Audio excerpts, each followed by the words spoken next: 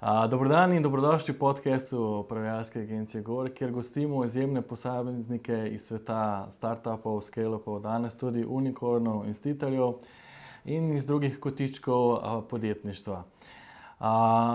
Kje in kako začeti, na koga se obrniti, s kakšnimi izzivi se spopasti. Torej, govorili bomo o tem, kako naj mlada podjetja začnejo svojo pot, da odklenejo svoj potencial in zaslovijo kjerkoli v svetu. Torej, danes v studiu je z nami nekdo, ki ima veliko ime, veliko srce, za njem je mnogo uspešnih projektov in nosi veliko nazivov: lastnik, solastnik, direktor, partner, svetovalec in še bi lahko našteval. Trenutno je svetovalec za naš slavni unikorn po imenu Outfit7, lastniki podjetja Jink oziroma skupine Jink. Pred tem je bil še solastnik in programski vodja zavoda Y, solastnik in svetovalec socialnega podjetja Simbioza Genesis. In zdaj je še tudi partner in izvršni direktor Bora Partners, lastnik svojega podjetja Global Dream Vision, predsednik Slovensko-kitajskega poslovnega sveta, sekcije Gospodarske zbornice Slovenije, kjer sva se tudi bolje spoznala. In še bi lahko našteval, ker je seznam res dolg. V studiu GOR se nam je pridružil gospod Žiga Vavpotič. Dobrodošel. Živjo. Temu uvodniku bi še kaj dodal? Ne, jaz mislim, da seveda dan ima 24 ur, vsi imamo enako časa, tako da vedno, že od malih nog sem želel biti na nek način aktiven, proaktiven, prispevati nekaj k temu, da bi svet bil boljši. Živi in pusti svet je en tak moj moto. Super. Začneva najin podcast z vprašanji. Na LinkedInu, na iPesu sem prebral, da si zdaj že dobrih 9 let v Outfit7. Na začetku si začel iskati talente, potem pa hitro postal Chief Operation Officer, pa Chief Revenue Officer. Po prodaji skupini Jinke, to mi tudi lahko popraviš, če pravilno izgovarjam, pa še Chairman. Bi lahko prosim z mano in tudi z našimi gledalci delil to svojo pot, ki je že skoraj dekada zdaj? Drži, to je bilo eno zelo posebno oziroma je eno posebno obdobje mojega življenja. Po Y Simbiozi je bila neka želja priti v gospodarstvo, pokazati ali pa izkazati se tam. Predvsem sem iskal ne toliko panoge kot ljudi, od katerih se lahko naučim kar nekaj. In moram reči, da sem imel tu srečo, da sta predvsem Iza in Samo Login razumela, da lahko dodam neko vrednost. Začel sem sicer na pogodbo, drži v HR-u, imel sem najbolj seksi naziv Talent Acquisition Specialist. Potem sem pa relativno hitro dobil ponudbo, se preselil na Ciper, postal Chief Operation Office internega startupa B7. In potem napredoval po tej korporativni lestvici, postal Chief Revenue Officer za celo skupino. Ko sta se odločila, da bosta podjetje prodala, so se zgodili slavna milijardna prodaja in prišli so Kitajci. Jaz pa dobil zanimivo ponudbo, da sem postal predsednik uprave. 2 leti smo podjetje rastli, moram reči, da na zanimiv način se soočali s kulturnimi izzivi. Po 2 letih, ko je bila pa ta stabilnost zagotovljena, sem pa šel s svojim novim izzivom naproti, sicer ostal še nekaj časa v boardu. In danes sem imel veselje, da predvsem Jinke podjetju, Mr. Chuja, kot lastniku svetujem za neke strateške zadeve. Tako da, ja, večkrat me zalotijo ljudje, ko rečem moj outfit, še vedno ga čutim tako in mislim, da mi cel življenje outfit čutil tako. Bila je res neka posebna, izjemna in zanimiva zgodba in jaz sem imel velik privilegij, da sem lahko bil del nje. Super. Videl sem tudi, da si v vlogi Chief Revenue Officer med letoma 2016 pa 2018 gradil poglobljene odnose s podjetjama Apple pa Google. Strašno mene osebno zanima, kako si se ti tega loteval. Ja, absolutno. Bom rekel, da sta to dve podjetji, ki sta sicer drugačni, Apple še bolj zaprt, multinacionalki, na katere pač trka vsak dan toliko in toliko ljudi. Še danes se spomnim tistega pogovora na začetku z Izo, ko je rekla, ja, že ga bo z Applom treba narediti dobre odnose, pa sem rekel, odletim v London, pa je bilo vprašanje, zakaj ne bi enega klica raj naredil, ne. Jaz mislim, da vedno odnose delamo ljudje, je pa včasih težko priti zraven, tako da kar nekaj poskusov, kakšnih sestankov in podobno je bilo na Applu potrebno, da smo te odnose zgradili. Je pa res, Outfit 7 je imel vedno eno zanimivo zadevo in to je bil produkt, ki ga je cel svet oboževal.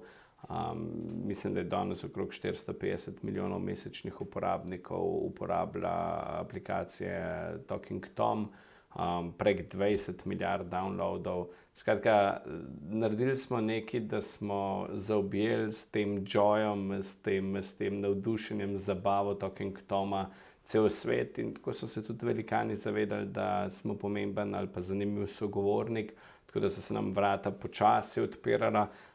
Pri vseh teh zadevah treba je biti iskren, treba je biti avtentičen in treba je biti vztrajen. To se mi zdi, da so 3 stvari, ki ti potem v življenju odpirajo vrata, tudi, bom rekel, takim organizacijam, kot sta Google in Apple.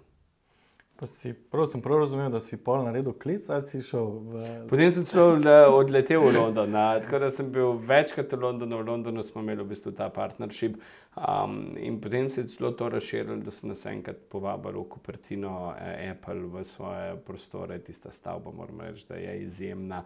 Tako da ja, na ta način sem potem še kdaj tudi enkrat se je zgodilo, da sem Sloveniji pomagal, ko aplikacija Ostani zdrav ni mogla priti na Apple Store. Vem, da so klicali Izo je pa rekla, te povezave na Apple je že ga ustvaril in moram reči, da še zdaj, oziroma še takrat so se pol hitro odzvali. Tako da očitno so se te povezave dobro postavile in ja, to je nekaj, kar je v tem svetu digitalnega, bom rekel, digitalnih zgodb pomembno, ker sta Apple in Google dva playerja, ki relativno močno obvladujeta svet. Zdaj si malo bolj orisal Apple, kaj pa Google? Z Googlom je sicer Outfit 7 imel, bom rekel, že prej dobre odnose in je bilo potem lažje, ne.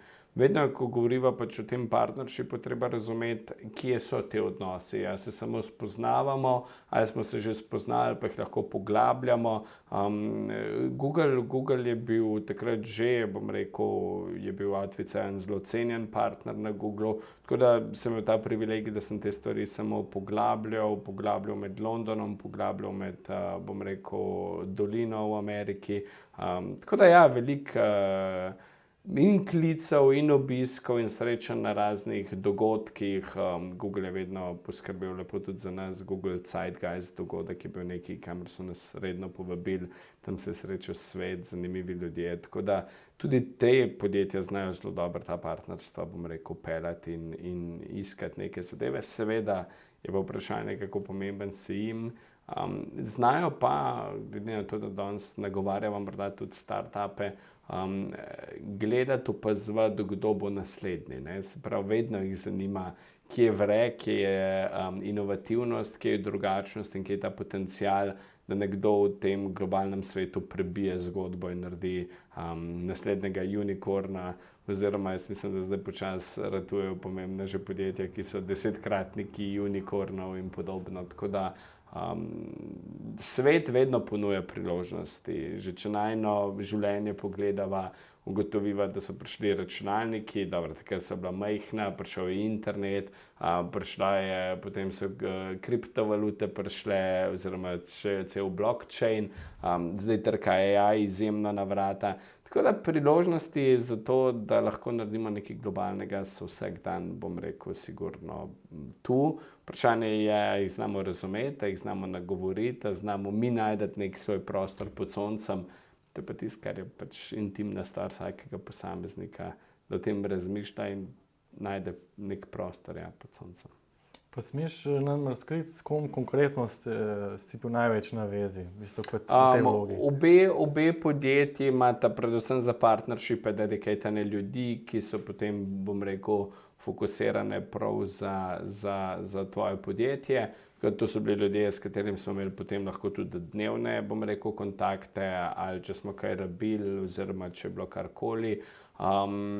Drugače pa, ne vem, tudi do Chairmana Evrope, recimo na Google sem prihajal, lahko spoznal Chief Revenue Officerja Google tudi in podobno. Tako da te priložnosti sploh na teh globalnih dogodkih so zelo zanimive. No? Tako da, ja. Fantastično. Po prodaji si se znašel pa še v naslednjih vlogah. Mislim, da en kratek čas si bil Chief Financial Officer, pa še Chairman.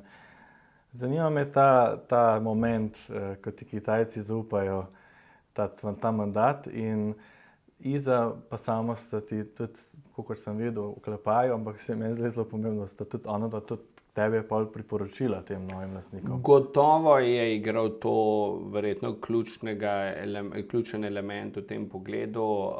Namreč Kitajci so iskali, kdo bo ta podjetja vodil. Našel se eno zanimivo kombinacijo, da so imenovali Jureta Preka za CEO-va, mene za chairmana. Porazdelili smo si te, bom rekel, vloge.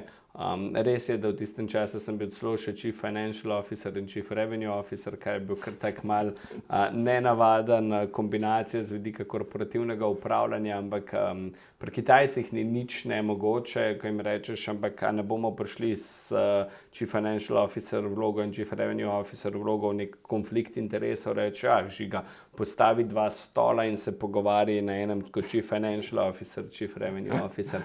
Tako da velika na eni strani, jaz sem to vedno razumel predvsem kot odgovornost. Danes seveda razumem tudi, da je bila to izjemna priložnost, ampak, veste, ko nekdo plača $1 milijardo za podjetje, seveda želi return on investment, želi uspeh, želi, da se te zadeve, bom rekel, peljajo na en tak odnos, ti si star pa 34 let, ne, tako da včasih bi si želel, da bi imel to priložnost, da bi prej, ne vem, morda predsedoval en upravi 10-milijonske, 100-milijonskega podjetja, ampak na koncu v življenju priložnosti trkajo na mala vrata, vprašanje pa je, kako pogumni smo, da jih znamo na nek način izkoristiti. Meni je očitno v tej dekadi outfita bilo namenjeno to, da sem veliko priložnosti znal izkoristiti. Verjetno pa stalno, če boste vprašali tudi samo ali pa Izo, verjetno je bila odgovornost tista, ki je me peljala vedno naprej.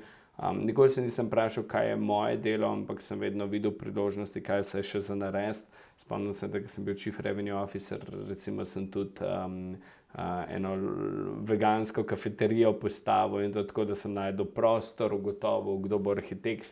Skratka, pa bi lahko rekel, da je to res vloga Chief Revenue Officerja. Ampak, veste, ko ste v nekem podjetju, ko želite, da to podjetje uspeva in raste, ni vprašanje, kaj je res moja naloga in vloga, ampak je vprašanje, kaj vse vidim in kaj lahko naredim kot dodano vrednost. In bolj, ko si proaktiven, bolj, kot si odgovoren, bolj te očitno opazijo, seveda je treba imeti neka znanja, ampak v življenju se te stvari lahko zelo hitro naučiš.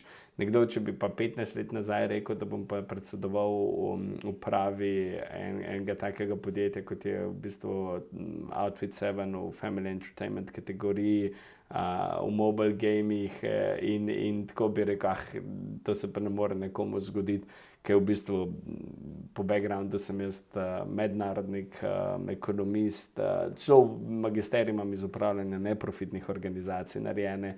Tako da morda nisem najbolj sodel po backgroundu sam, ampak še enkrat, priložnosti je treba v življenju znati opazovati in ponavadi priložnosti trkajo na mala vrata. Vprašanje je, kakšno sposobnost imamo mi, da jih zaznamo in da jih znamo izkoristiti. Opazil sem, veliko sem poberal iz LinkedIna. Nič problema. Pa seveda iz drugih virov, ampak že tam si tako lepo zapisal in je toliko lepih iztočnic. Zapisan je tudi, da je treba ta uspeh vedno komunicirati, pa deliti z ekipo. Kako si ti to delal? V osnovi nikoli ne moreš reči, to je pa moj uspeh. Seveda vsak, ki je vodja, prispeva na nek način smer, prispeva po mojem največji vzor, ampak se zaveda globoko, da brez ekipe tega ni možno narediti. Mislim, da nas je bilo okrog 300 takrat, ko sem jaz končal svoj mandat chairmana. In zdi se mi, da še premalkrat sem snel klobuk, naredil globok priklon ekipi, kajti brez ljudi, brez ekipe, brez talentov, enostavno takega uspeha ni možno narediti. Ne. Ti si lahko, ja, zelo dober konzultant, če si sam, ampak dan ima 24 ur, stvari so omejene, ko pa imaš, bom rekel, okrog sebe tako izjemne talente in na Outfitu je bilo res ogromno. Ena velikih zadev, ki se je meni zdela tako velik uspeh, da smo recimo v podružnici v Sloveniji, ki smo jo imeli, zaposlovali takrat, mislim, da je na 27 narodnosti. Ne. Tega se premalo zavedamo. Se pravi, 27 narodov je prišlo v eno Slovenijo, mnogi ljudje niso prej niti vedeli, kdo Slovenija je, kaj Slovenija je, da je to država, pa so prišli sem delati zato, ker je bil ta impuls Outfita, ta globalen uspeh tako zanimiv. In zdi se mi, jaz sem se trudil, no, da sem ljudi vodil z nekim zgledom, predvsem pa s tem, da sem jih probal empowerati, je taka nelepa slovenska beseda, ne, ampak opolnomočiti v tem pogledu, da sem vedno ljudem rekel, lejte, skupaj smo, seveda se napake lahko dogajajo, ne jih ponavljati, dajte povedati, kaj vas muči. Tako zdi se mi, in to je ena pot, bom rekel, Ize, ki nam je zelo močno položila, kako pomembni so ljudje. In ja, ko sem jaz prišel še na B7, se spomnim, sta bila tam 2 študenta, mislim, da sta oba še danes na Outfitu, oba izjemno uspešne vodje in lahko so ljudje zelo hitro rastli. Tako da meni je bil to vedno uspeh. Probal sem se obdati z mnogo bolj pametnimi ljudmi, to sem jim tudi vedno priznaval, da imajo ljudje na svojih področjih mnogo več znanja, izkušenj, kot sem jih imel jaz. Tisto, kar je pa meni morda uspevalo, je pa, da sem v tem gozdu mnogih dreves res znal videti, kje ta gozd je, oziroma kako bi ta gozd lahko celo razširili, kako povečati pljuča sveta, pljuča podjetij.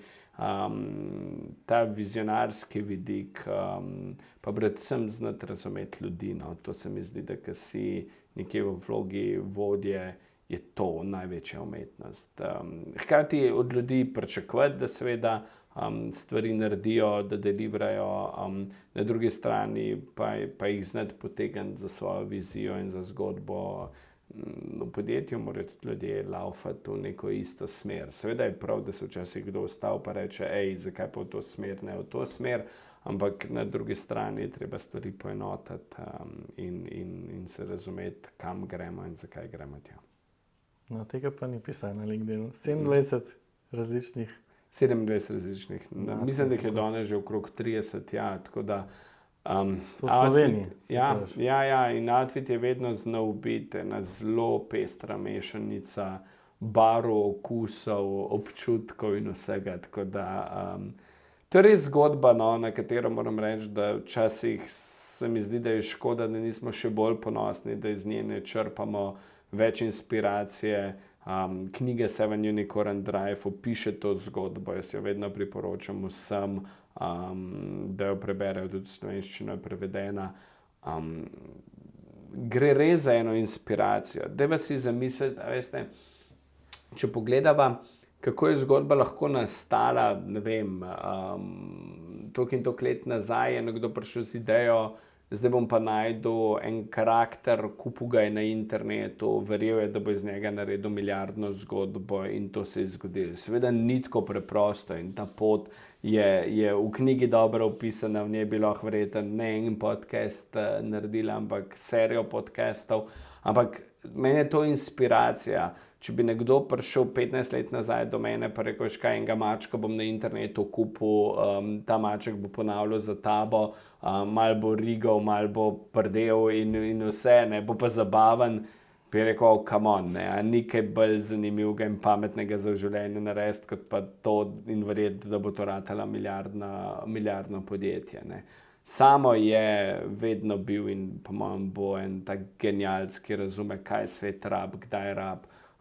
Premalkrat ga svet posluša in v kombinaciji z Izo sta bila res en tak tandem, ki je uspel narediti to zgodbo v 7 letih. Ne. iz 0 do 7 v 7 letih prodati za milijardno. To je en kup absolutno dela, veliko vizije, pravih korakov, nekaj malega vedno sreče, pa predvsem enega pešna, ne, toliko pešna, kot sem jaz videl v njihovih očeh in tega, da bo to uspel. To je res neko obdobje življenja, ki bom zanj vedno globoko, globoko hvaležen in mi bo inspiracija in vedno, kamorkoli prijem, probam del te inspiracije, bom rekel, deliti tudi z drugimi. Ker je to. To je lepo. Čutim to elektriko. Ma ne, zaradi tega, ker si vedno povemo, a veš, ta prostor, Slovenija, Slovenci, toliko imamo idej, toliko smo sposobni, ja, dokazali smo, da s tem znanjem znamo narediti, bom rekel, tako pot in verjamem, da je tega še vedno več. Me pa včasih žalosti, da pa kot družba ne znamo skupaj stopiti, da si več ne želimo teh zadev.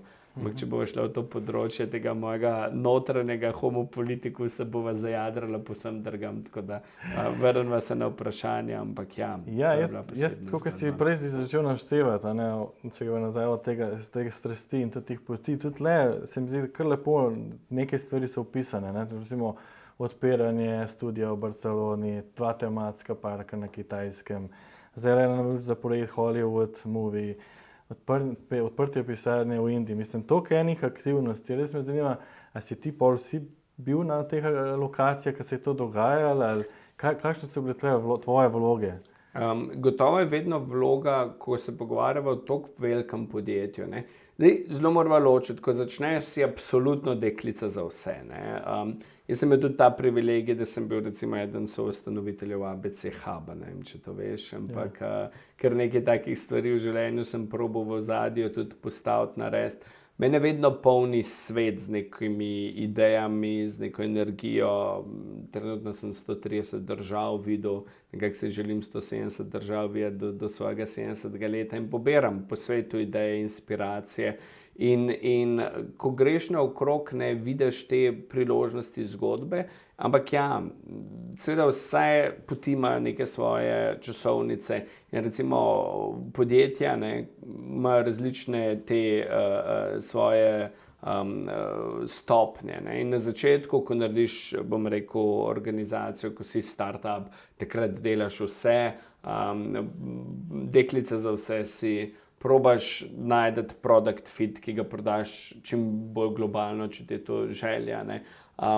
Ko pa to podjetje raste, ne, že ta faza, ko sem jaz na Outfit prišel, ko je bilo že relativno uspešno podjetje, absolutno, in na poti na unicorna in potem ta skok do unicorna in potem vprašanje, kako po unicornu gradi zadeve, rabijo različne mindsete, različne stvari, kako, bom rekel, z vidika vodenja vodiš taka podjetja. In ko sem bil na tem mestu, je predvsem ta strateški vidik ključen, postavljati zelo jasno smer, zelo jasne prioritete, cilje, operativno pa več ne zmoreš, zato imaš druge ljudi, ne. Tudi tu se je treba naučiti, ne. Včasih je kdo rekel, a pa Žiga sploh kaj dela, ne.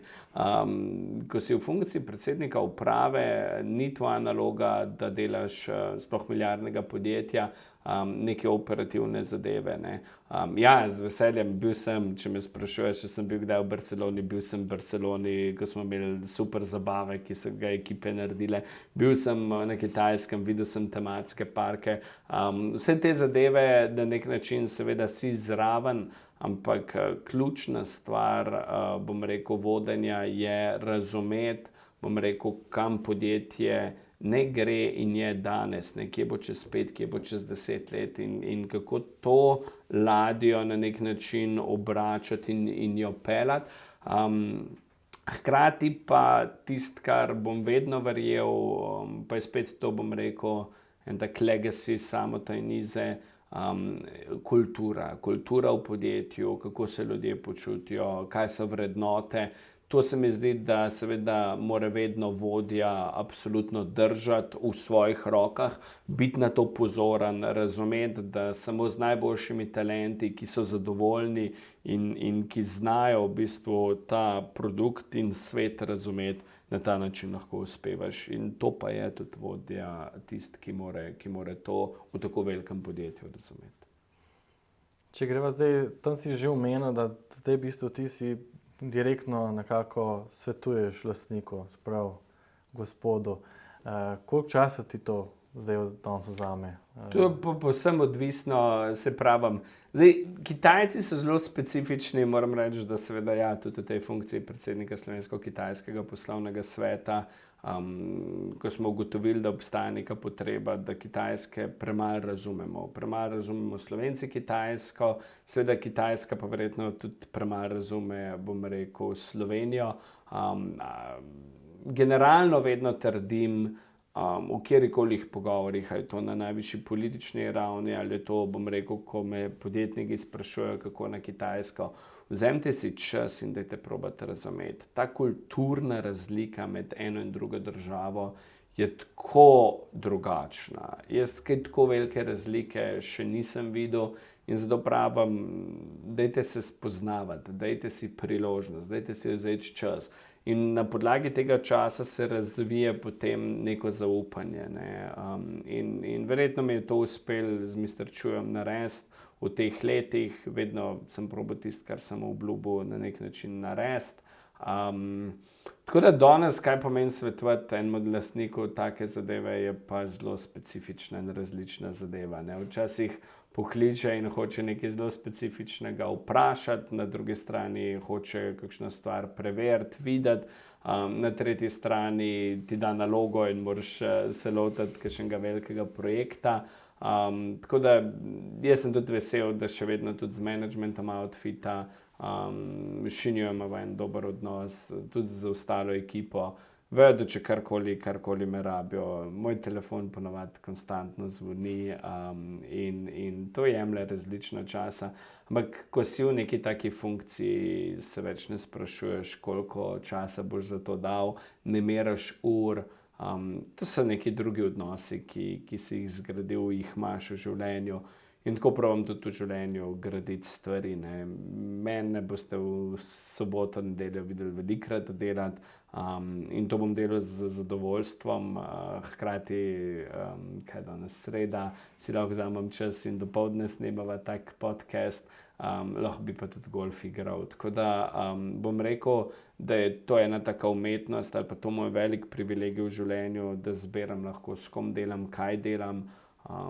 Spet ena globoka hvaležnost najprej mojim staršem, ki so v bistvu mi podarili to, da sem znal prave korake delati že zelo od mladosti, potem vsej tej poti izobraževanja in kup ljudi, ki sem jih na tej poti srečeval, ki so mi tako pa drugače stali ob strani. Vseh ljubezenskih zgodb in ne zgodb, ki so se zgodile, ker sem se tudi veliko naučil in seveda potem take priložnosti, ki sta mi jo samo in ni zadala in potem Mr. Chu, vsi kolegi, s katerimi smo skupaj delali. Jaz mislim, da je življenje ena taka izjemna pot, kjer predvsem se moramo stalno učiti. In ja, to, da lahko zberaš s kom, kaj delaš, to je moj privilegij v tem življenju. Tako da sem hvaležen. Fantastično. Prej si že omenil eno stvar, ker moje naslednje vprašanje je, kaj bi recimo ti izluščil, kaj si se ti od same pa Ize naučil in vem, kot slišim veliko, ampak za Izo si predvsem izpostavil to delo z ljudmi, za samo recimo vizionarja, mogoče bi še kaj k temu dodal ali pa Cel doktorat pišemo njima in to dobesedno, namreč v doktoratu se ukvarjam z vprašanjem, kako se liderji spremenijo, ko grejo iz biznisa v filantropijo, ena tako zelo zanimivo nišo ali pa nek fenomen sem najdel. Tisto, kar si jemljem, bom rekel pa v veliko čast je, da smo v tem času ratali predvsem prijatelji, da sta nekdo, ki veste, upam, da tudi one dva mene lahko pokličete, kadar rabita karkoli, kar jaz lahko naredim. Ja, bila sta in sta izjemna človeka, s katerima vedno rada debatiram. To ne pomeni, da se vedno strinjamo, tudi tega sta me naučila, ampak nikoli nista vodila iz pozicije moči. Zelo močno sicer sta v svojih prepričanjih, tako da moraš imeti res dobre argumente in smo se mogli, kadar smo hoteli karkoli drugega prepričati, zelo pripraviti. Ampak bila sta, bom rekel, vedno povem, outfita ne bi bilo, če ne bi bilo enega in drugega skupaj v tej kombinaciji. In naučila sta me toliko stvari, da ja, zaslužita si ta doktorat, morda pa kdaj tudi knjigo o tem, ker sta absolutno vodje. Zelo zanimivo je, da se velikokrat pojavi prav v tem doktoratu, ko ga berem, ne, da sta bila role modela, ne, da sta bila res zgled, da sta znala biti izjemno zahtevna, hkrati, da sta bila izjemno poštena, da tisto, kar sta vedno rekla, sta tudi naredila, da sta najprej pričakovala ali pa zahtevala ogromno od sebe, potem pa od vseh nas. In ta visionary pogled, kaj si želite, sta znala tako dobro preplesti v ljudi, to skomunicirati. Tako da zdaj mi je zanimivo, se pravi, ko ta doktorat počasi prihaja h koncu, koliko nekih stvari pa je zelo težko, ker moram biti unbiased kot raziskovalec, ampak jih čutim tudi s svojim srcem, ker ljudje razlagajo, pa rečem, ja, točno to je bilo, ne. Tako da veliko stvari sem se naučil od njih in jaz upam, da boste cel življenje neko mojo hvaležnost za to čutila. Treba je razumeti, jaz sem bil, koliko sem bil pa star, se pravi 10 let nazaj, 28, 29 let, star mulc ali pa 30, ko sem prihajal, se spoznaval z njima, z outfitom in to, da sta nekomu verjela, da sta videla v mojih očeh neko to iskrico, ki jo vedno jaz iščem v zgodbah, bom rekel, mlajših ali pa podjetnikov, ne. Ker na koncu me ljudje vprašajo, ampak Žiga, kako verjameš človeku, da ima, ne, to kaj je tam, ne? Čutiš to energijo, čutiš to iskrico v očeh in to sta takrat očitno začutila. To priložnost sem dobil, verjetno me je Iza bolj posvojila, pa me je samo malo še takrat na začetku postrani gledal, ampak verjetno sem si pa zaupanje njegov pridobil ravno s tem, da sem pa z dejanji pokazal. Ker ja, v 10 letih sem mogel pa predvsem s svojimi dejanji se pokazati in izkazati, na koncu samo to šteje, tako da. Fantazija. Drugače, glede knjige, jo sam tudi berem, slovenski prevod, Olivera, s katero midva voda podjetje, pa prebrala slovensko, pa bere zdaj angleško. Aha, super. To je pa ta strokovna Ja, hiba, pogled na te zadeve. Dosti stvari si se že loteval, ker sem imel vprašanje tudi, kako ste recimo lotevali prodaje, pa trženja, pa internacionalizacije in pa seveda tudi potem to, kar je povezano nekaj z našo dejavnostjo, z lokalizacijo. In po teh nekih akcijah že vidim, ne, odpiranje določenih trgov, studijev, tematskih parkov, ne, se pravi, to so vse nekako prodajno-trženjske tudi akcije, ne, na nek način. Koliko si ti tle bil vpet, kako ste se tega lotevali, in tudi zdaj mi nekako bi šla uvodoma v tudi ta del internacionalizacija, tok različnih kultur, kako ste to lokalizirali, da so ta sporočila prihajala na drugo stran, da je bilo to nekako domače za uporabnike po celem svetu. Zdaj vidim, da na vsak način hočeš zbirati čim več skrivnosti outfita, ne, tako, outfit mi ni dal zelene luči, da bom rekel, da vse stvari povem, ali pa jih predvsem iskreno govorim iz svoje osebne izkušnje, seveda ta privilegij, da lahko svoje izkušnje osebne delim, ampak pol vidiš, da ti tudi pobegnem v nek malo širši koncept vedno. Ma ne, tisto, kar je bilo na outfitu že od začetka, je, da je bil produkt pripravljen na način, pa upravičujem se, viš, na to ste tudi vi bolj občutljivi. Jaz veliko angleških izrazov uporabljam, ja, 10 let zadnje čase živim, delam v nekem mednarodnem okolju. To je bilo stalno. Vem, ko sem bil predsednik uprave, sem naredil 180 letov v 2 letih. Tako da, in da tako, znal sem iz Delija, kjer je bilo 36 stopinj, leteti v Seattle, kjer je bilo -5 stopinj in podobno, ne. Tako da ta globalen vidik je bil vedno del nas in je bil že del outfita od čisto vsega začetka, ne. Tu spet Samotova genialnost v tem pogledu, da je znal razumeti, kaj svet globalno rab, ne. To, da znaš narediti aplikacijo, ki je nisi dal v kategorijo mobilnih iger, ampak si jo dal v kategorijo zabave. Takrat je to Apple znal potegniti na storu in razumeti. To je priložnost, ki je bila takrat, bom rekel, edinstvena z vidika smartfonov in novih tehnologij.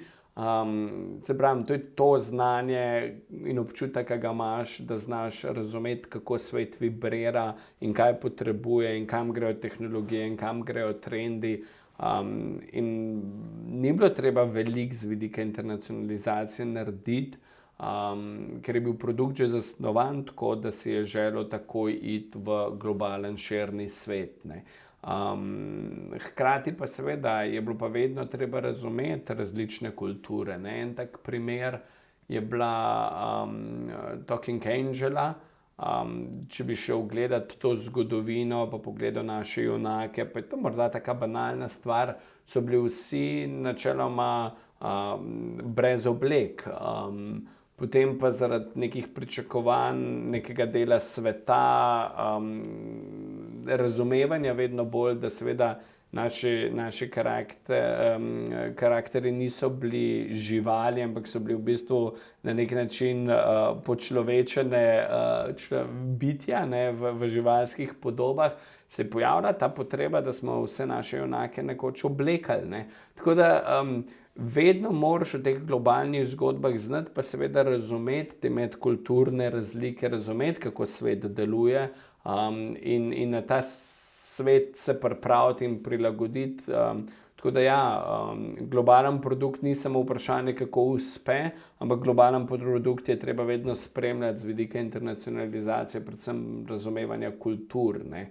In to, če ne razumeš, kako svet deluje, jaz včasih tako malo nesramno vem, da rečem tudi slovenskim politikom, ne, če mislite, da svet obstaja med Celovcem in Trstom, ne, pol res ne veste, kako se svet vrti, ne. In vse preveč to vidim, ko pogledam slovenski parlament, saj na nekih drugih funkcijah se k sreči pojavljajo ljudje, ki so globalno kar nekaj sveta videli pa razumeli, ne. Ampak recimo jaz pogosto, ne vem, že v političnih kampanjah, zdi se mi pomanjkanje, da novinarji ne vprašajo ljudi, koliko sveta so pa videli, kako pa razumejo stvari, kje imajo prijatelje. Namreč samo na ta način lahko ohranjaš ta občutek za globalen pogled, ne. In ja, jaz imam Slovenijo res, res globoko rad, ampak iskreno, če ne bi vsaj 5-krat na leto šel v tujino, bi me to zadušilo. Isto je bilo tudi, ko sem na Cipru živel. In ne rabiš ta tempo v glavi globalnega pogleda, in potem lahko na ta način razmišljaš, na ta način deluješ. Je pa res, da ko imaš tega toliko v krvi, kot je očitno prišlo meni v kri, pol skoraj samo globalno še uspeš razmišljati pa gledati stvari. Tako da včasih se treba tudi, ko govorimo o podjetništvu, zavedati, nič ni narobe, če znaš dobro nagovoriti lokalni trg in imaš neko nišo in si zadovoljen in delaš med Celovcem in Trstom. Jaz ne bi rad, da to izpade zdaj samovšečno, samo najbolj globalne zgodbe so prave in dobre. Ne. Ampak ja, ta moj pogled, ali pa če s komarkoli govorim, je pa vedno ta global mind, kako lahko res s produktom, znanjem osvojiš svet, ne. Sveta, ki pa je tako različen, tudi tako vedno bolj kompleksen, da se razumemo, je pa vedno težje osvajati na tej globalni ravni. Super. Jaz bom vseeno probal te spraviti na bolj konkretne stvari, če bo le šlo. V tem studiu smo gostili en startup, enega predstavnika, lastnika oziroma solastnika startupa, ki prej kot razvijalec konkretno v Outve7 pač testiral stvari. V bistvu je, seveda ni bil prevajalec, bil je razvijalec, ne. Okay. In so stvari noter prihajale, vsebine, ki so lokalizirane, in sam je v bistvu ugotovil že takrat, ne, da v bistvu, če nimaš to v strategiji, koliko je očitno bilo tukaj, ne, da je bilo že v osnovi to v bistvu produkt, rešitev za svet, ne, tako kot naj bi vsak startup pravzaprav funkcioniral, razmišljal, da je to rešitev za večji del sveta. In je v bistvu videl, da v bistvu v Outve7 je bilo to že, lokalizacija je bila del neke strategije, že od štarta. Namreč nekako takrat je govoril, da je 12 jezikov v bistvu on testiral in da kot razvojnik, ki je v bistvu razvijal določene stvari, je rekel, če me Arabci nekaj pišejo z druge strani, če sem imel pač narobe tisti X, smo lahko vse v bistvu na novo popravljeni. So tudi bile take šole, da si pač mogel popravljati, razvijalci več ur porabo za to. Zato me v bistvu zanima, kako ti gledaš na te stvari, ker vse prevečkrat se pač seveda dogaja v startup svetu, da ja, pač je ta angleščina in to vsi razumejo in tako furamo. Ne. Konkretno v tem primeru je bil v bistvu tukaj testni inženir, razvijalec, ki je to videl na svoje lastne oči, v bistvu, ko razvijaš produkt, da v bistvu boljš tega, v bistvu to imaš že naprej zamišljeno, ker drugače se pa pač dogaja, da potem ure in ure, ker razvojna ura najbrž ni poceni, se izgubljajo ali pa celo se zgodi, da je treba aplikacijo znova narediti od začetka. Kako ti to vidiš, kako ti to komentiraš? Vidim, da zdaj želiš preveriti, kako sem kot chairman razumel, kaj dela lokalizacijska ekipa. Ne, seveda, vse dele ekipe vedno veš na nek način, zakaj tam so, kaj delajo, kako delajo, kaj so njihovi največji paini, kaj so njihovi največji gaini, ampak ne greš pa v neke detajle. Ne? To, da bi pa jaz ne vem, kdaj se ukvarjal z vprašanjem arabščine, zato so tam ljudje, ki to rešijo. Ampak ja, to je ta vidik, ne, a je bila to sreča, je bilo to znanje, da smo znali na nek način, bom rekel, se zavedati tega elementa, tako globalnega produkta, ti ne znam povedati, ampak vedno pač je na nek način to zavedanje bilo. Jezike smo dodajali, bom rekel, po korakih, na pameten način in ko narediš tako velik ali pa globalno zgodbo, kot Outfit 7 je, potem se zavedaš, da je seveda jezik zelo intimna stvar vsakega posameznika in še vedno je bolečina konec koncev Slovencev, da nima Apple v slovenščini, bom rekel, svojega operacijskega sistema. Tako je tudi verjetna bolečina, da Talking Tom ni bil v nekih jezikih in smo to probali na nek način širiti. Seveda pa tudi v podjetju, da razumeva se, pa ni te romantike, ampak je vprašanje tudi, kaj se ti splača in kaj ne. Podjetje je ena organizacija, ki deluje na način vprašanja profitabilnosti. Jaz sicer upam, da svet se začenja počasi zavedati, da ni edino, tako kar je rekel Milton Friedman, namen podjetja, da ustvarja profit. Jaz mislim, da sploh, ko podjetja ratujejo tako velika, da postajajo večja, kot so države, je njihova odgovornost mnogo širša, kot samo delati profit in upam, da ta paradigma v svetu na nek način že deluje. In ja, tu je se zavedati te intimnosti z jezikom in kulture in razmišljanja naprej. Ti moraš vedeti, da recimo ena taka simpatična zgodba, spomnim se pismo, mislim, da je bilo na Šrilanki, sedim jaz na enem nočnem safariju, gospa 65-70 let pred mano, potegne ven telefon, jaz kot malo ferbčen človek se nagnem in ugotovim, da odpre My Talking Toma, ki mu da potem nekaj za jest, ga poboža in ga da spat. Ne.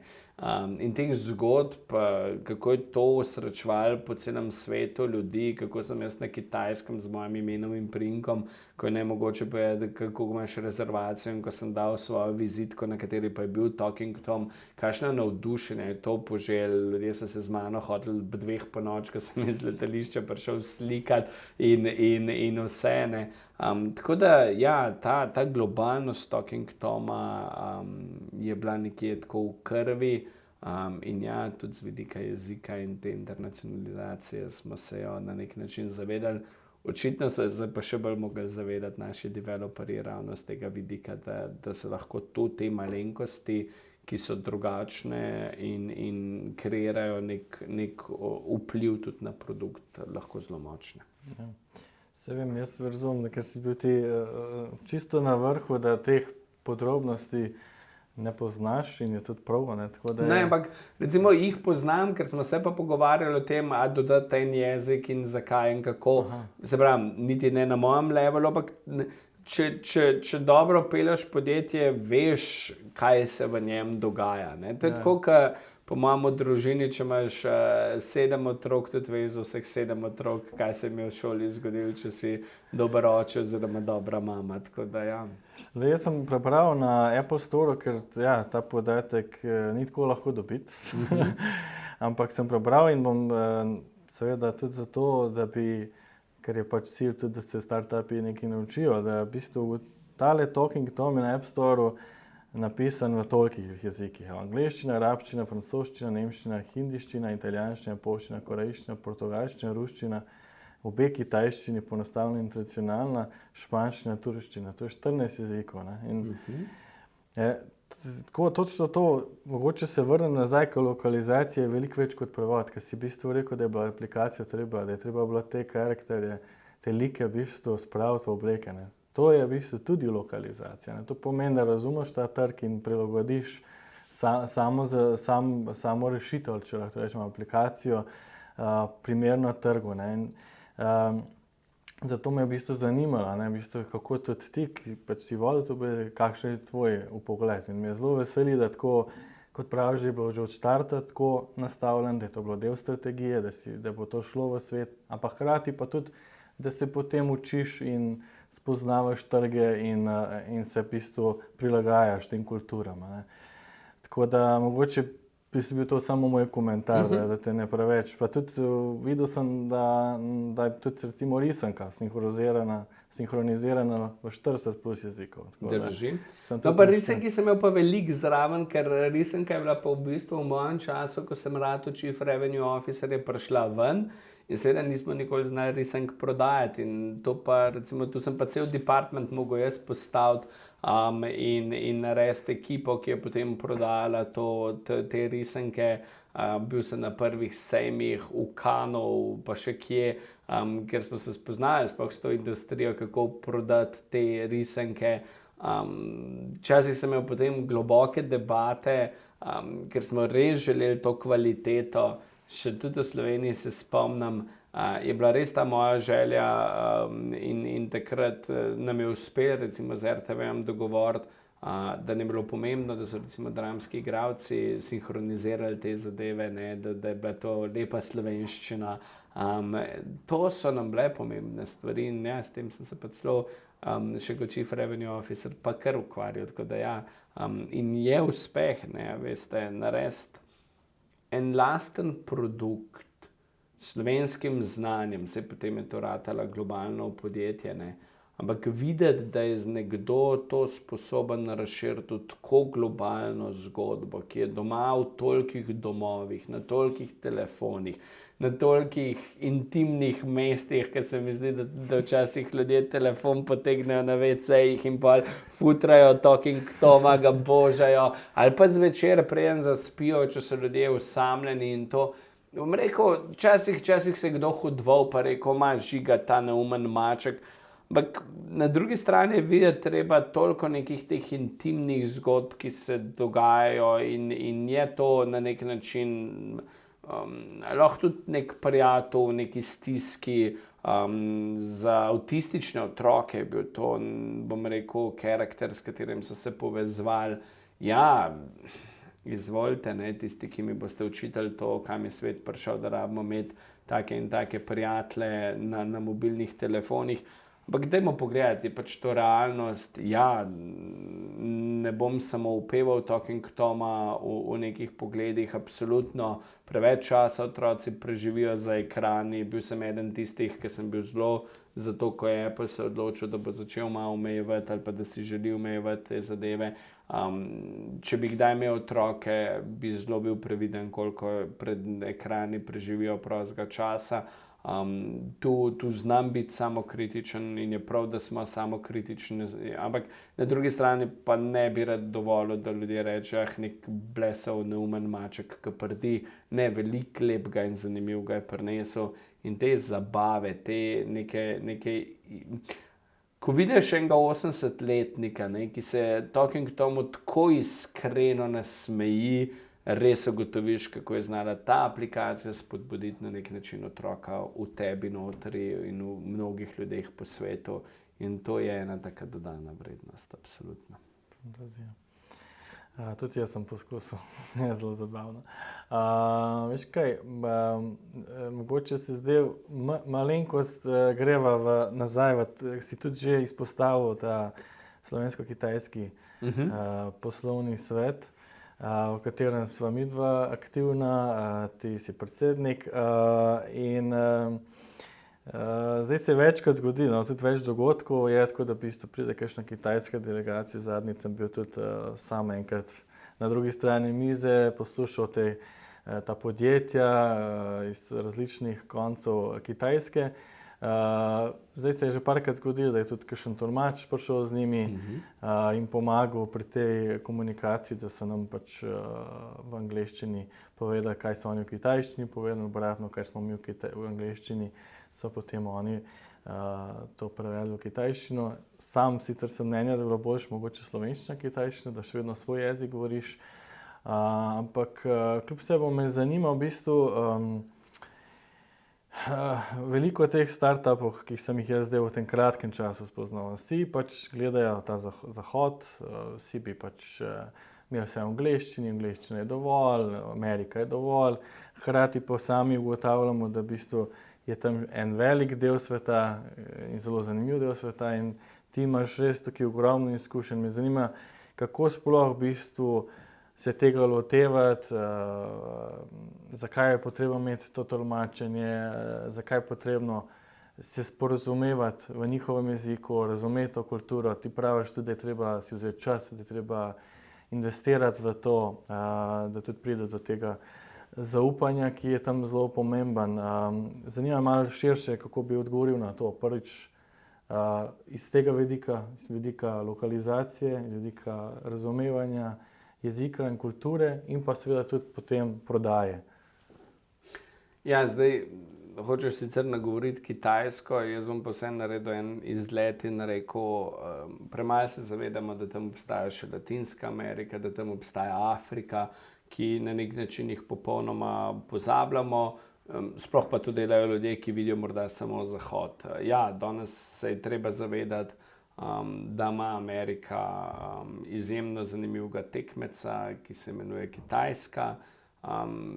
Jaz moram priznati in snemam klobuk vedno, da ko pogledamo, kaj je Kitajska naredila v zadnjih 30-40 letih, je to en tak napredek. Jaz se spomnim kot otrok, smo še zbirali, se mi zdi, da denar za kitajske otroke, ki so jedli tisto šalico riža na dan. Danes Kitajska kot neka velesila je postavila izjemen napredek. Da se razumemo, tako kot lahko do vsako stvar gledamo iz enega in drugega vidika, sem lahko tudi jaz in sem pogosto do Kitajske tudi lahko kritičen, ampak na drugi strani in ne priznavati te izjemnosti, ki jo je naredila, bi bila gromozanska napaka. Zdaj, prepričanje, da vsi Kitajci govorijo angleško, je najlepše izkusiti, ko se zgubiš v Hangdžovu in rabiš 10 ljudi srečati, da ti en zna po angleško pomagati. Pa Hangdžov mislim, da ima nekje 8 milijonov ljudi, tako da ni glih najmanjše mesto na tem svetu. Pač v tem kratkem času se seveda tudi Kitajci probajo naučiti angleščine, ampak če pogledamo vprašanje enega našega odnosa, pa koliko jih je, pa kaj bi bilo bolj fair, je verjetno prej naloga nas, da se naučimo kitajsko, kot oni, da se naučijo angleško. Ampak ja, sej, če je želja, če je pot neke harmonizacije med narodi, se da tudi jezikovne ovire tako in drugače rešiti. Res je sicer, da sem se jaz kar na začetku mogel kar nekaj naučiti, časa počakati, se naučiti tudi na en poseben način govoriti, ker ko imaš ti prevajalce, in to jezik, ki ga na nek način ne razumeš, je ta dinamika energiji zelo drugačna. Ti nekaj poveš, včasih prevod dlje traja, sprašuje se, kva so zdaj prevedli.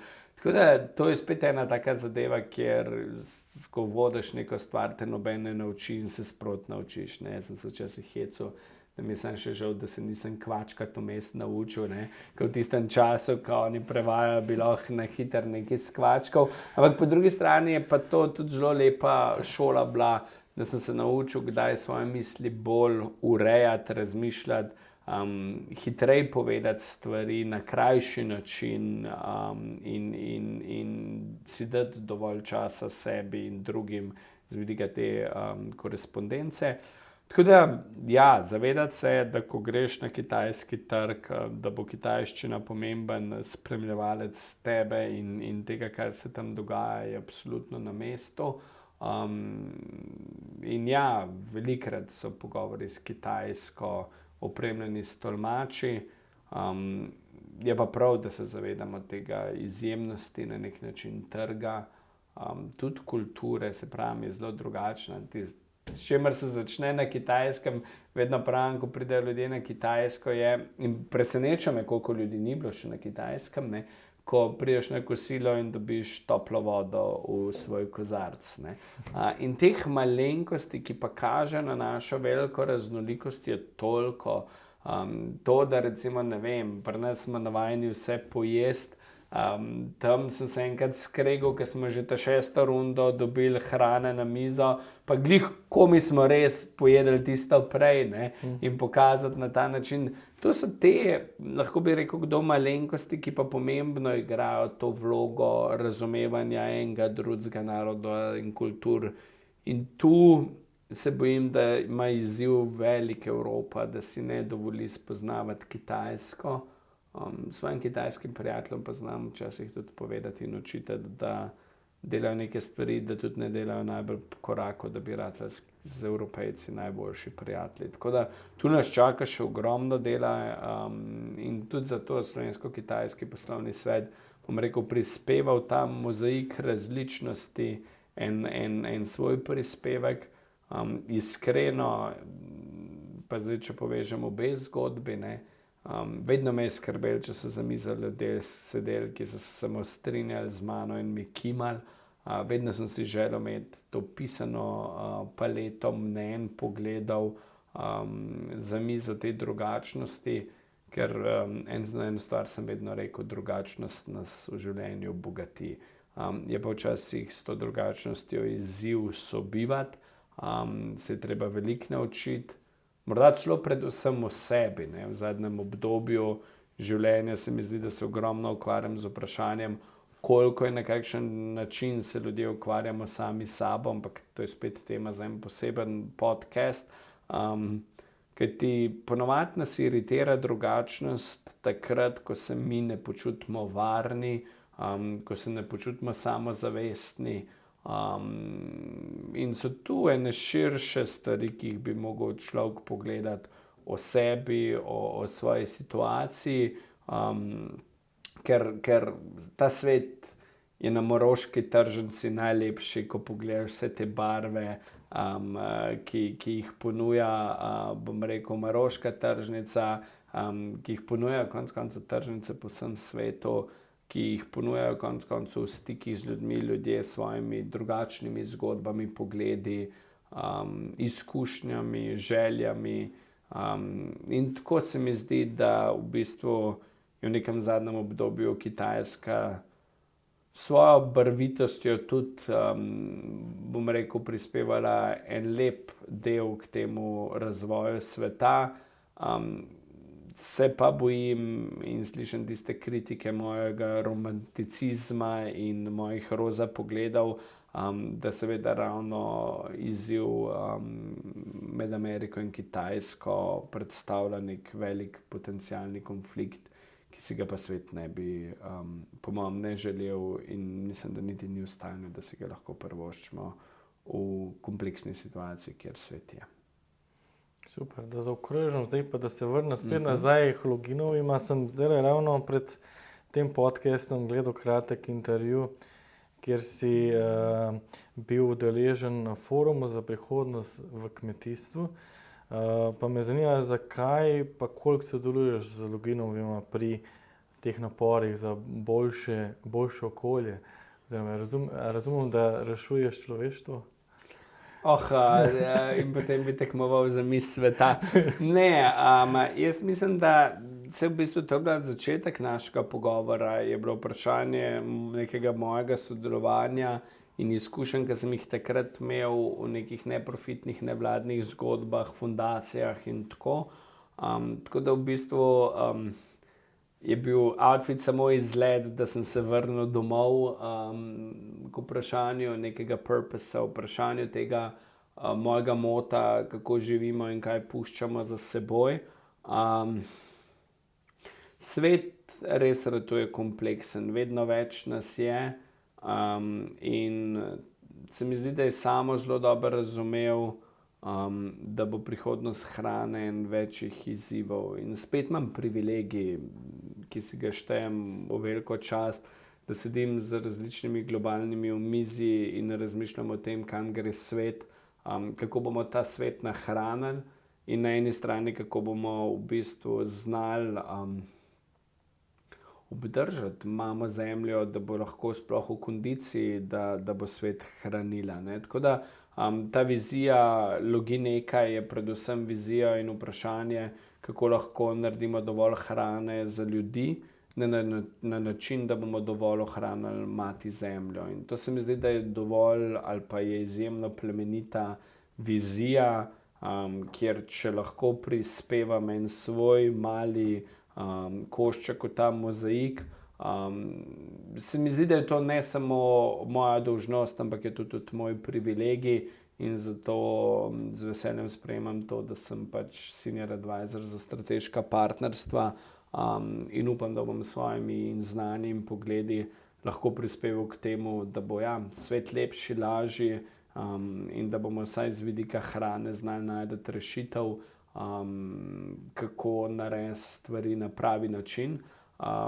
Ta fenomen spet izjemnosti, da smo znali v nekem pravem momentu razumeti, kam gre svet. To je 4000 hektarov kmetije v sicer Srbiji, z enim pogledom. Jaz se včasih pohecam, ko govorim, ne vem, s predsedniki vlad, z direktorji velikih mednarodnih institucij. Probajte nas razumeti kot najbolj napredne kmete, ki imajo svoj izjemen R&D department z več kot, ne vem, 60-70 strokovnjaki, IT-ovci, ki z big data razmišlja o digitalizaciji te panoge. Na drugi strani nas pa seveda lahko razumete kot računalniške razvijalce, ki pa znamo biti tudi največji ekološki kmetovalci v Evropi, kar pomeni, da imamo svojo zemljo, da znamo v bistvu to, kar delamo, preizkušati na en tak, bom rekel, pravi način, v svoji zgodbi. In si želimo ustvariti eno lepo prihodnost, najti, bom rekel, ta pogled, novosti, ne vem, v produkte, Njamito smo zdaj lansirali, pripeljati vprašanje te sledljivosti, traceabilityja. Konec koncev si želimo, da ima vsak potrošnik pravico vedeti, kaj poje, kje je bilo to proizvedeno in predvsem na kakšen način je bilo to proizvedeno. Tako da prihodnost hrane bo igrala eno ključnih vprašanj prihodnosti. Tu čaka po mojem države kar en velik zalogaj dela. Mislim pa, da z Logi.Nekom prihajamo za omizje kot nekdo, ki predvsem proizvaja rešitve. Nismo neki težaki, ki bi zahtevali, da nekaj dobimo, ampak smo predvsem tisti prijazni in nenavadni igralci, ki pridemo na vrata, potrkamo in rečemo, tu so naše rešitve, vse, kar naredimo, vse, kar znamo, smo pripravljeni dati zastonj. To je ta filantropski impuls, ki je v ozadju. In včasih pa vem, da bodo to morda kmetovalci, ki jih pa globoko spoštujem, moram reči, da seveda se zavedam, da hrana ne raste v supermarketih in kako težko je narediti te stvari. Vsem bomo mogli se zavedati, da včasih niso bili tisti, ki so vozili kočije, tisti, ki so naredili avtomobile. In upam, da bomo lahko bili z enim drugačnim pogledom neki igralci v kmetijstvu, ki bomo znali ponuditi to roko in reči, dajte, pridružite se neki revoluciji, ki jo ni treba narediti zaradi tega, da imamo mi prav, ampak jo moramo narediti zato, da bo človeštvo sploh še obstajalo čez 30-40 let. Tako da ja, spet je to moj velik privilegij, k temu se vedno vračam, ko pogledam svoje življenje, da delam stvari, ki so zanimive, ki imajo nek svoj namen, pomen v življenju in lahko prispevajo, bom rekel, en delček k temu, da morda bo človeštvo boljše, lepše. Oziroma tako bom rekel, ne, Zemlja bo vedno obstajala, ne, mi se za ta planet zelo bojimo, ne. Jaz mislim, da ni vprašanje, a se treba za planet bati, bolj se moramo pa bati za človeštvo na tem planetu, ker tu gremo v pot, kjer je vprašanje naše prihodnosti. Brez skrbi, tudi ko nas več ne bo, bo Zemlja obstajala, planet tudi, a bomo pa na njem obstajali mi, je pa verjetno eno vprašanje odgovornosti vseh nas, ki se po tem planetu danes gibljemo. Tisti, ki so se gibljali 500 let nazaj, 1000 let nazaj, so obstajali. Realen izziv, ki pa ga nočemo pogledati, je pa vprašanje, a gremo v smer, da bomo čez 50 let na tem planetu lahko obstajali mi. In ja, nisem rekel 1000 let, nisem rekel 500 let. Vprašanje je 50 let, če ni že vprašanje celo 30 let. Tako da mislim, da je odgovornost spet vsakega posameznika, ki lahko prispeva nekaj k temu, da bi bil svet lepši in boljši, da to dela. Se pravi, lahko izpostavlja, da je nujno.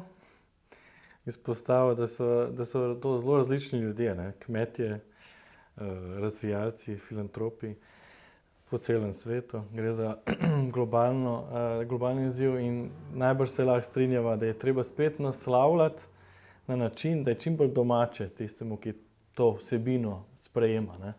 Tako da spet razumem, da tudi naša vloga bo pomembna pri tem, ne. Prav, naslavljati v materinem jeziku, povedati, tako da ti je domače, da preprosto razumeš, da je sporočilo preprosto in učinkovito.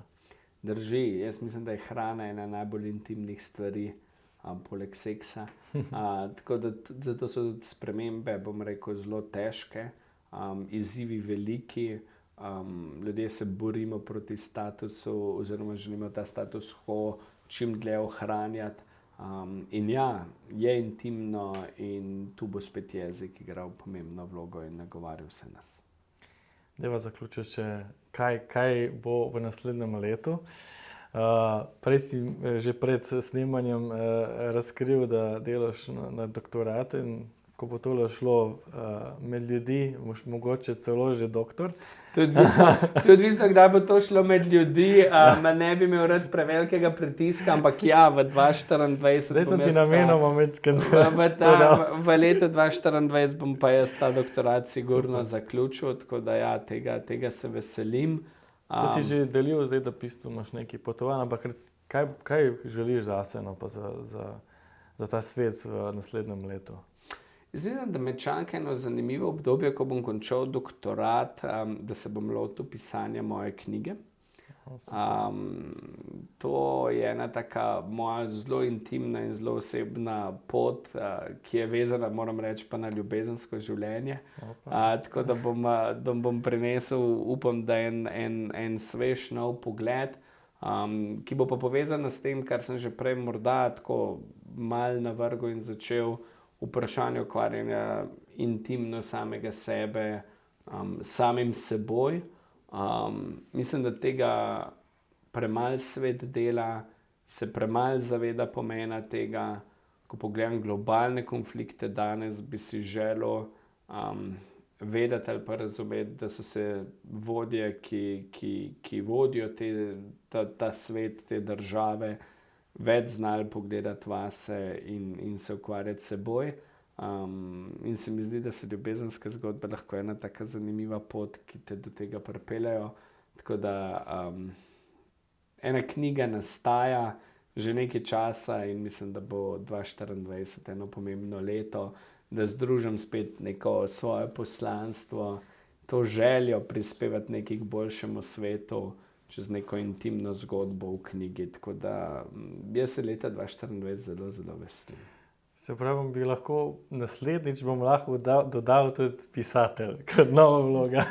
Bomo videli, ja, kaj bo prihodnost prinesla, ampak ja, čutim, da ima knjiga en tak zelo zanimiv impuls z vidika prihodnosti sveta. Se zelo veselim. Dragi Žiga, jaz se ti iskreno zahvaljujem za tvojo modrost in vesel sem, da si danes tukaj, da si se udeležil tega pogovora z mano. Res tudi jaz čutim eno veliko hvaležnost. Vesel sem, da sem te spoznal in upam, da bova se še videvala, se še pogovarjala. Drugače ti pa želim seveda vse dobro, doktorat, knjiga in še in še. Hvala lepa. Zdaj z modrostjo sem vedno previden, ne. Spomnim se sebe pri 22, ko sem mislil, da razumem cel svet. Danes se vedno bolj poglablja to, da vem, kako malo vem in koliko priložnosti je še za učenje. In morda je to neka oblika te modrosti, ki nas pelje čez življenje in leta in ugotoviš, da ja, ne, da sicer ta mladostna energija, želja, volja spremeniti svet je absolutno pomembna. Mora iti pa z roko v roki, z neko modrostjo, ki pride z izkušnjami, leti, sivimi lasmi. Danes nismo nič o simbiozi rekla, ampak ja, morda je bila simbioza in je simbioza nekaj, kar je lepilo te družbe, kjer spet verjamem, da v medgeneracijskem sodelovanju ne smemo samo govoriti, ampak bi ga mogli živeti in znati družiti te, bom rekel, različnosti družbe, se zavedati, da modrost z leti prihaja, ampak da tudi modrost rabi za spremembe mladost. In jaz bi si želel, no, da bo svet, če govorimo o letu 2024, bolj povezan, se bo bolj čutil, tako intimno, kot bom rekel, družbeno. Samo na ta način, da bomo razumeli ta vpliv povezanosti sveta, ki izhaja iz neke intimne, bom rekel, zadeve in se potem na nek način odraža skozi ta vidik, če želiva, mednarodnosti, različnosti, ki nagovarja okoljske izzive, ki ne morejo biti intimni, nacionalni, ampak so globalni. Vse to, če se tega ne bomo zavedali v prihodnosti, bojo izzivi res veliki, ampak vsako leto pa na novo prinaša priložnost, da se kaj novega naučimo in kaj novega prispevamo. Tako da hvala ti tudi za to povabilo in jaz upam, da sva prispevala tako startupom kot malo širše družbi kakšen dober nasvet, ki ga bojo vzeli za v svoj žep in z njim lažje živeli, bolj, bom rekel, bili povezani sami s sabo in s tistim, kar delajo. Je pa pogum tisto, kar v življenju pelje napredek in morda želim ljudem, evo, ki bojo ta podcast snemali, da bojo našli en tak iskren, avtentičen pogum, da bojo naredili v letu 2024 tisti korak, ki ga morda v 2023 niso. Hvala. Srečno. Z veseljem.